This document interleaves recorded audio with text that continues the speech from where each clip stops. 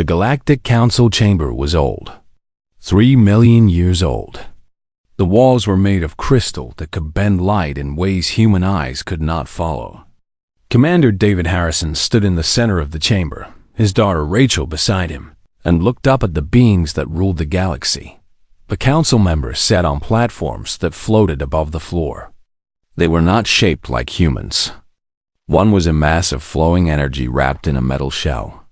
Another was a creature with 8 arms and eyes that shone like stars. A third was a being of pure crystal that made sounds by moving in different ways. They stared down at David and Rachel with looks that showed no respect. David had traveled for 6 months to reach this place. He had left Earth, the world his people called home, and come to the center of the galaxy where the council ruled. He came to tell them something important. Humanity existed. Humans were ready to join the galaxy. Humans wanted to be part of the larger world. The oldest voice in the chamber came from the Valorian representative, a being of blue light and hard edges. The records speak of an ancient species, the voice said. The humans. They vanished 3 million years ago. We thought them gone. A myth to teach our young ones about the dangers of expansion beyond their worlds. And now you say they have returned from hiding? David kept his voice steady. We did not hide. We built. We learned. We became strong. And now we come to meet our neighbors. A deep laugh moved through the chamber. The Keth Dominion representative, a creature that looked like stone, carved into the shape of something alive, spoke next. You come here in these small metal boxes and speak of strength? Your ships are ancient compared to our warships. Your weapons are toys compared to our power. You are children, pretending to be builders. Rachel felt anger move through her body. She was a scientist. She had studied the stars her whole life. She knew what humans could do. But she said nothing. Not yet. David moved forward. My people may seem young to you, but we have something you have forgotten. We have hunger to learn. We have the will to survive anything. We have minds that do not stop working, even when things seem impossible. The council members did not respond well to his words. They spoke among themselves in languages that no human could understand. Some of them made sounds like breaking glass. Others made sounds like wind moving through canyons. Finally, they turned back to David and Rachel.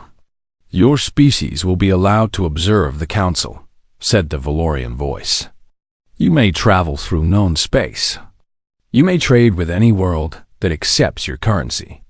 But you will not be given weapons technology. You will not be given access to protected space. You will not be given a seat at this table. You are too new, too unknown, too dangerous in your unpredictability. David nodded. He had expected this answer. We accept these terms, but I ask that you watch us. See what we can do. See what we are capable of when we are given the chance to prove ourselves. The meeting ended. Council guards led David and Rachel to the docking station where their ship waited. The ship was small compared to the council's vessels. Its metal was worn and its engines were loud. But it was theirs. It was human. Rachel spoke as they walked. They do not believe we are real. They think we are a joke. David looked at his daughter. She was strong like her mother had been. Strong in ways that mattered. Then we will show them what is real. We will show them that humans are more than whispers in old records. We are more than myths told by ancient beings. As they reached their ship, David could see the vast space beyond the station. Millions of ships floated there. Ships from 1,000 different species. Each one represented a civilization that had mastered the stars. Each one represented power that humanity did not yet have. But David knew something that the council did not know. He knew that humans had always been builders. They had always been fighters. They had always found ways to survive, even when survival seemed impossible. Earth had been hard on humans. The world spun in a dangerous place. The creatures on Earth were fierce. The weather could kill. The land could swallow you whole. But humans had not just survived. They had become the strongest beings on their world. Now they were ready to show the galaxy what they could do. As the ship fired its engines and began to move away from the station, Rachel looked at her father. "What will happen to us now?" David did not look away from the stars ahead. "Something will happen that the Council does not expect. Because we are not a species that accepts the small place they have given us. We are a species that reaches for more. And when we reach, we will grab hold of things that change everything." The ship moved faster.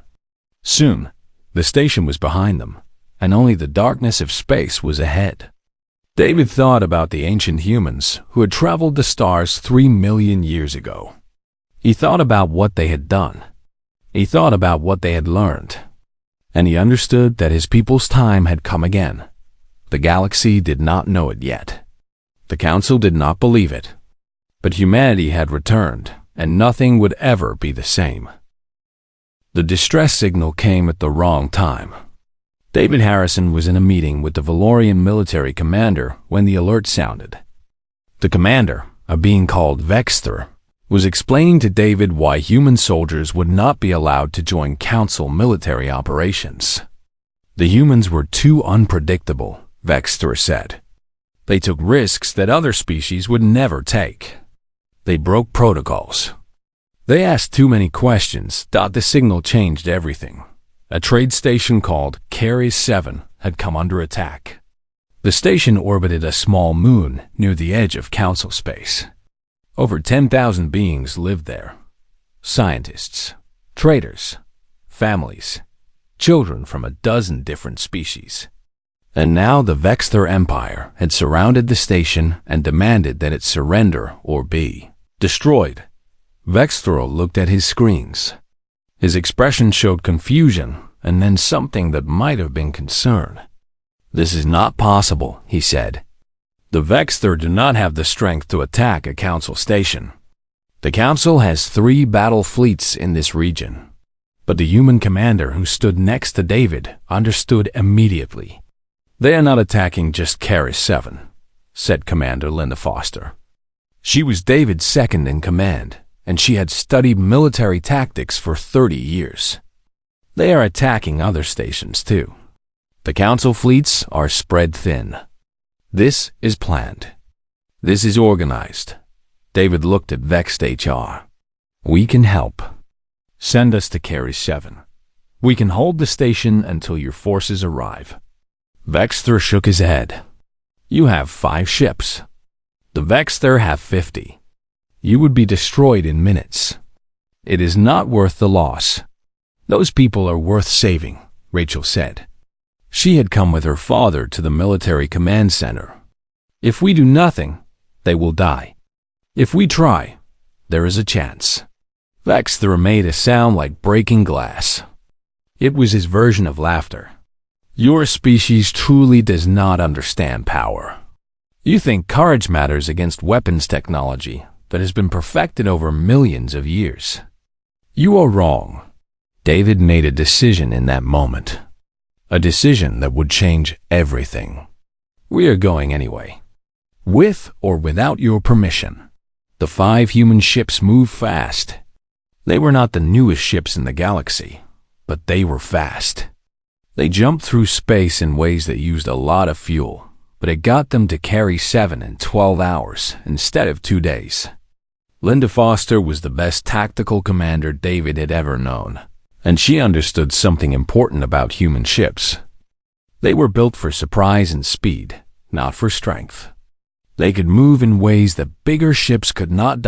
As they approached Caris 7, they could see the Vexter fleet. 50 ships, as Vexter had said. They were enormous. Each one was the size of a small moon. Their weapons could crack a planet. Compared to them, the human ships looked like insects. But David did not think about how small they were. He thought about the 10,000 beings on the station. He thought about the children. He thought about his daughter standing beside him on the bridge. All ships, prepare for combat, David said into the communication system. We are going to hit them fast and hard.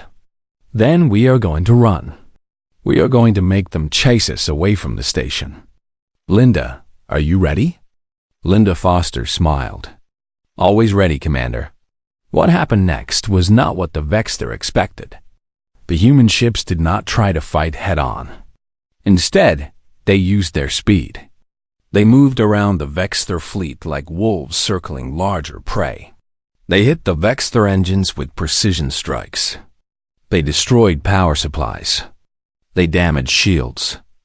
And all the time, they were moving, never staying in one place long enough to be hit. The Vexter commanders sent messages demanding surrender. David ignored them. The human ships continued their dance of destruction. For 6 hours, the humans fought. They took damage. 2 of their ships were badly wounded. But they kept fighting. Then, something unexpected happened. The Vexters started to run. Their fleet began to pull back. They had realized that staying to fight the humans was a losing proposition. The humans were too fast, too creative, too willing to die for their mission. But David had another plan. He sent 6 of his best soldiers to the station in a small shuttle. They worked with the station's defenders to evacuate civilians. Rachel worked with the station's scientists to gather the most important data. For 8 hours, the evacuation continued while David's ships held off the Vexter fleet. When the Council's main forces finally arrived, they found something unexpected. The human ships had disabled 3 of the 50 Vexter ships. They had evacuated 8,000 civilians. And they were still fighting. The Valorian commander Vexter arrived on David's ship hours later. He did not speak at first. He just looked around the bridge at the human crew. He looked at the screens showing the damaged Vexter fleet pulling away. He looked at David, who had blood on his uniform from a wound he had not even noticed. How did you do this? Vexter finally asked. David did not smile. We understood something that your people forgot. When you are weaker, you cannot fight the same way. You have to be smarter. You have to be faster. You have to care about something more than your own survival. Those people on the station had families. Some of them had children. We could not let them die. So we did what had to be done. Vexter was silent for a long time. Then he spoke. I was wrong about your species. I did not think humans could be capable of this level of tactical excellence. I did not think you would risk so much for beings that are not even your own kind. The Council will hear about what you did here. As the Valorian commander left the bridge, David looked at Rachel. His daughter was smiling. She knew that everything had changed. Humanity was no longer a forgotten species. They were something new. Something the galaxy had not seen in 3 million years. Something that could not be ignored. David looked out at the stars and thought about what would come next. The Council would have to recognize humans now. They would have to accept that humanity was strong. They would have to understand that humans belonged in the galaxy, not on the edges of it. The age of human whispers was over. The age of human actions had begun. The council chamber was different now. David could see it in the way the beings looked at him. Some eyes showed respect. Others showed fear. A few showed anger. The victory at Karis 7 had changed everything, but not in the way David had hoped. Vexter stood up to speak. The human commander and his forces showed exceptional tactical skill at Karis 7. They saved lives that would otherwise have been lost. The Valorian Collective votes to give humans a seat in the outer ring of the Council. We vote to grant them access to protected space. We vote to allow human military forces to join our defense operations. But before the other Council members could respond, the Keth Dominion representative spoke. His voice sounded like rocks grinding together. We do not vote for this. The humans are unpredictable. They are aggressive. They do not follow the rules that bind other species together. If we give them power now, they will use it to control us. They will expand beyond their borders. They will become what we all fear. We vote against human membership. We vote to contain them. The chamber erupted in sound and light. Different species made different noises, showing their opinions. Some agreed with the Keth. Others agreed with the Valorian. The disagreement grew louder. Some beings stood up from their platforms. Others sent out waves of energy that made the crystal walls vibrate. Rachel, watching from the observation deck above the chamber, turned to David. "They are afraid of us," she said. "That is what this is really about. Not respect. Fear." David nodded slowly. His daughter was right. The victory at Caris 7 had proven that humans were stronger and smarter than the Council had believed. But proving your strength to beings who already have power was dangerous.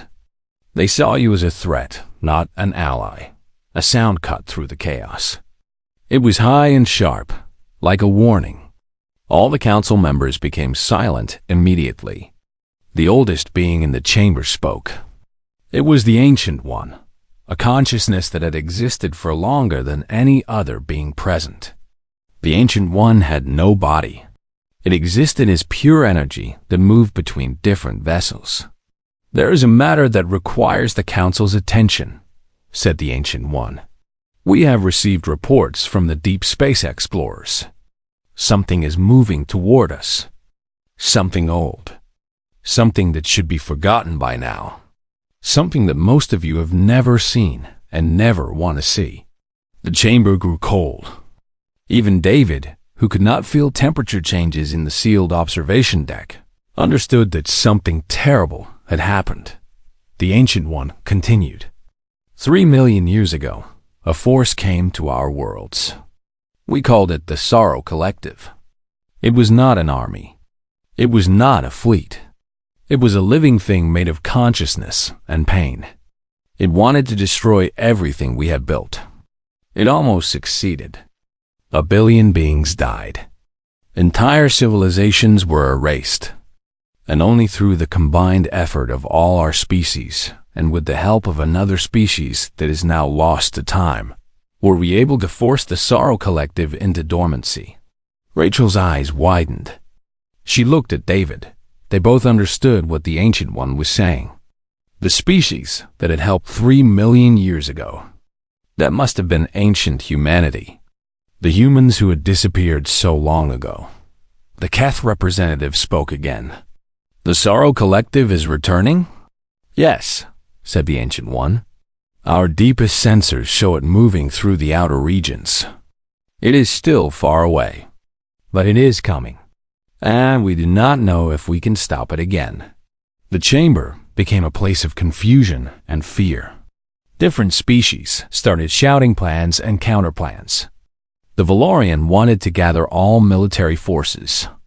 The Keth wanted to build new weapons. The sentient minds of Zephyr wanted to organize the evacuation of threatened worlds. But David was thinking about something else.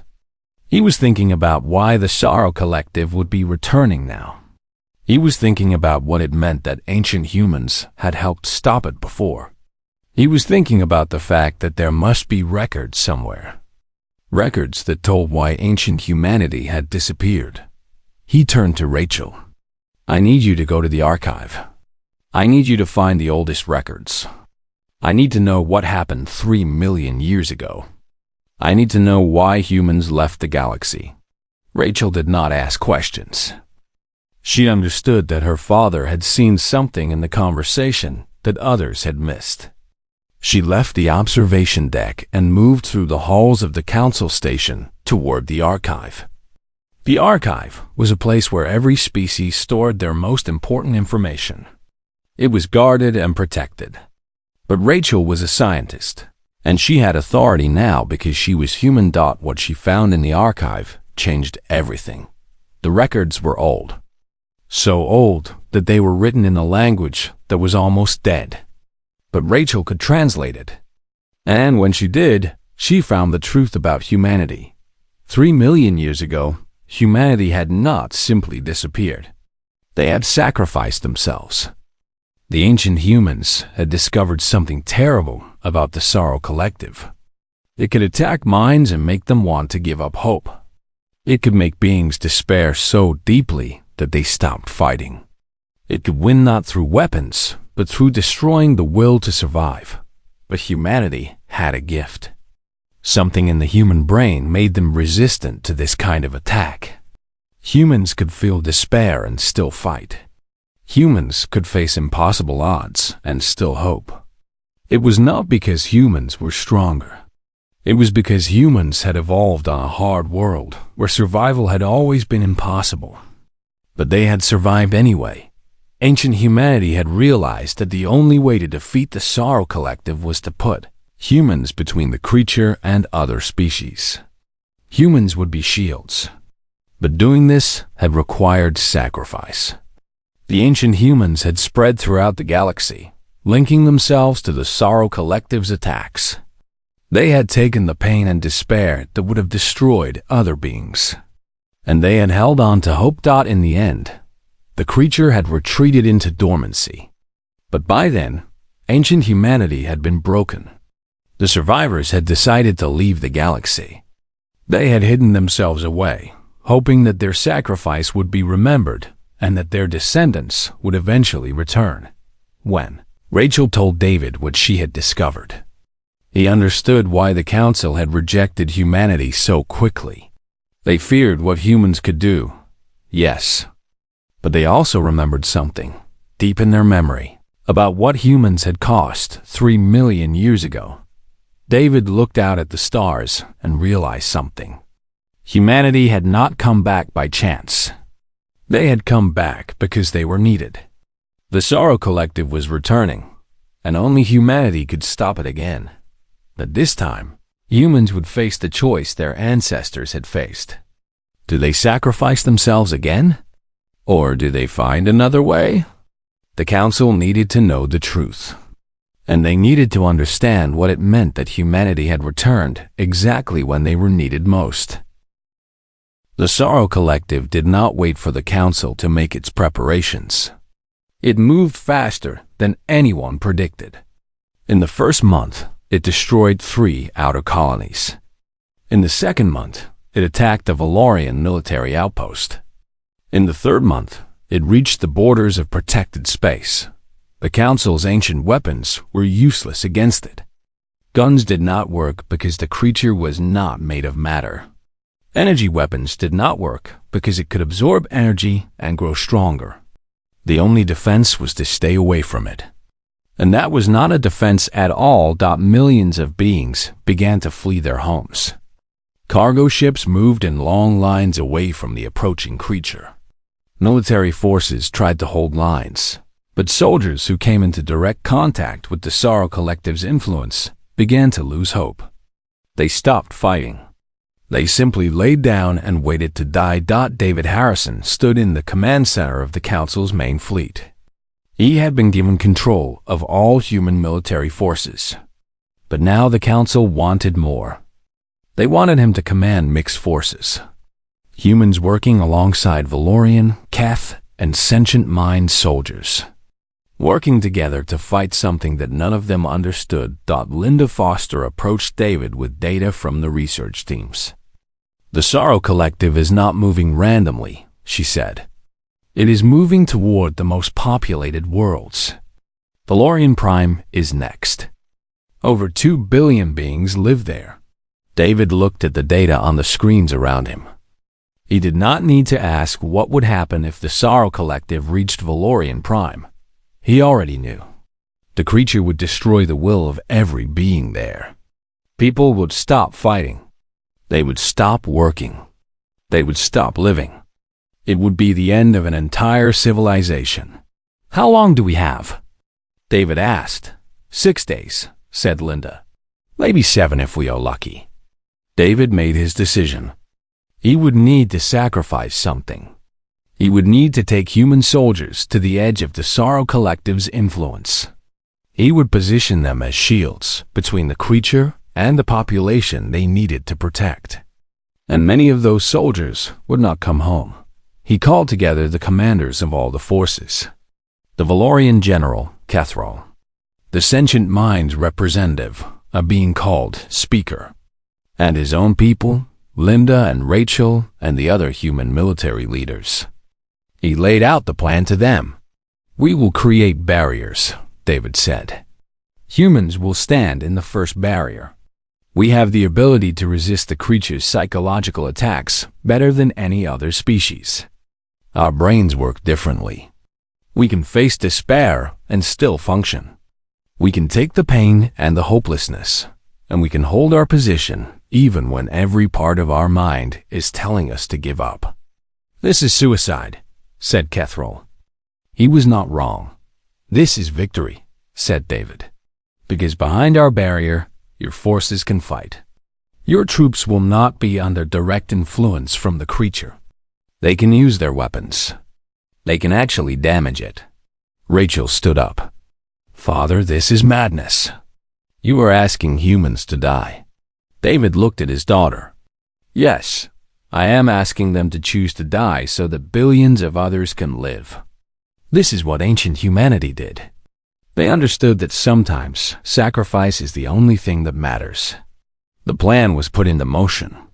Human soldiers were moved into position along a line that stretched for 500 kilometers. They stood shoulder to shoulder, ready to face the Sorrow Collective. They knew what was coming. They knew that many of them would not survive. But they chose to stand anyway. When the creature arrived, it moved like a cloud of darkness. It had no body, but it had presence. And when it touched the human line, it tried to fill their minds with despair. Private Stephen Cole was one of the first humans to face it directly. He felt the creature's influence trying to push him down, trying to make him believe that there was no reason to fight, that everything was lost. But Stephen had grown up on Earth, on a world where survival was never guaranteed. His family had lived through famines and wars and natural disasters. They had learned to hope anyway. Stephen did not move. He stood his ground dot around him. Other humans did the same. They felt the creature's attacks. They felt despair trying to crush them. But they had been trained to recognize this. They had been taught that the feeling was not real. It was an attack, not the truth. The Sorrow Collective moved against the line, pushing harder. Some humans fell to their knees. Some humans cried out in pain. But they did not retreat. They held the line. Behind the human barrier, Valorian soldiers began their attack. They used weapons that the Council had built millions of years ago. Weapons that could cut through the creature's essence. Slowly, the creature began to shrink. It began to weaken, but the cost was terrible. For every minute the barrier held, human soldiers were falling. They were not killed by weapons. They were killed by the weight of despair that the creature was pouring into their minds. Their hearts would stop. Their minds would break. General Linda Foster watched the battle from the command center. She could see the human casualties mounting. She could see that they were running out of soldiers. And she understood what David already knew. There would not be enough humans to hold the line long enough. She made her own decision. She took a small shuttle down to the barrier herself. She positioned herself at the weakest point, where the creature was pushing hardest. And she stood with her soldiers. The creature attacked her mind, just like it attacked everyone else. But Linda Foster thought about David. She thought about her family. She thought about all the beings on Valorian Prime who were counting on her. And she held her ground dot for 18 hours. The human barrier held. For 18 hours, humans stood between the Sorrow Collective and billions of other beings. And then, finally, the creature began to retreat. It pulled back, weakened, and hurt in ways that a physical weapon could never cause. The Sorrow Collective moved away from Valorian Prime. It did not go far, but it stopped advancing. For the first time, the Council had not just survived an attack. The Council had pushed back, but the cost was written in blood. Of the 10,000 humans who had stood in the barrier, only 3,000 survived. The rest had given everything they had. David stood in the medical center where the wounded were being treated. He looked at the faces of humans who had sacrificed so much. He thought about Linda Foster, who had survived the battle but would carry the scars from the creature's influence for the rest of her life. He thought about the families who would never see their soldiers again, and he understood something that the Council would never forget. Humanity had not come back to conquer. Humanity had come back to save. The ancient whispers had become a roar. Humanity was rising, and the galaxy would never be the same. The Sorrow Collective was not gone. It was simply resting. In the weeks after the battle, David received reports from the deep space observers. The creature was gathering itself. It was preparing for another attack. This time, it would come harder and faster than before. The Council met in emergency session. The Ancient One called for all military forces to be mobilized. The Valorian wanted to build new weapons. The Keth wanted to evacuate their homeworld. But David Harrison sat in the command center and thought about something different. He thought about the message that Rachel had found in the archive. The message that ancient humans had left behind. It was not written in words. It was written in data. And the data told a story that most beings had forgotten. 3 million years ago, the Sorrow Collective was not an enemy that could be defeated. It was a force that could be understood. The being at the center of the creature was once a being like any other. It had been a peaceful consciousness that lived in harmony with other minds. But something had happened to it. Something had broken it. Pain and isolation had twisted it into something that wanted to destroy everything. Ancient humans had discovered this truth. And instead of trying to kill the creature, they had tried to heal it. They had reached into the creature's mind with their own consciousness and tried to show it that there was something beyond pain. There was something beyond despair. There was hope. It had worked. The creature had retreated, but the cost had been too high. The ancient humans who had made the connection had been broken by what they felt from the creature's mind. They had needed to leave the galaxy to recover, and they had left the knowledge of how to heal the creature with the Council, hoping that someday it would be needed again. David stood up and walked to the communication system. "I am calling a meeting with the Sorrow Collective," he said into the communication device. The chamber erupted. Voices shouted over each other. The Keth representative said it was suicide. The Valorian general said it was impossible. But the Ancient One spoke and all others became silent. "The human commander understands something we have forgotten," said the Ancient One. "The Sorrow Collective is not a monster. It is a being in pain. A being that needs healing, not weapons. Let him try." David took a small shuttle and moved toward the creature. He was alone except for Rachel, who insisted on coming with him. The shuttle moved through space toward the darkness where the Sorrow Collective waited. When they entered the creature's space, David could feel something.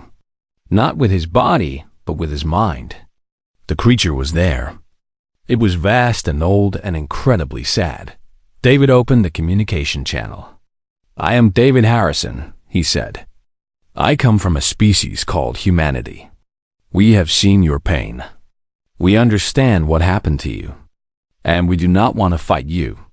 The creature did not respond with words. Instead, David felt a wave of emotion. Thousands of years of loneliness. Millions of years of isolation.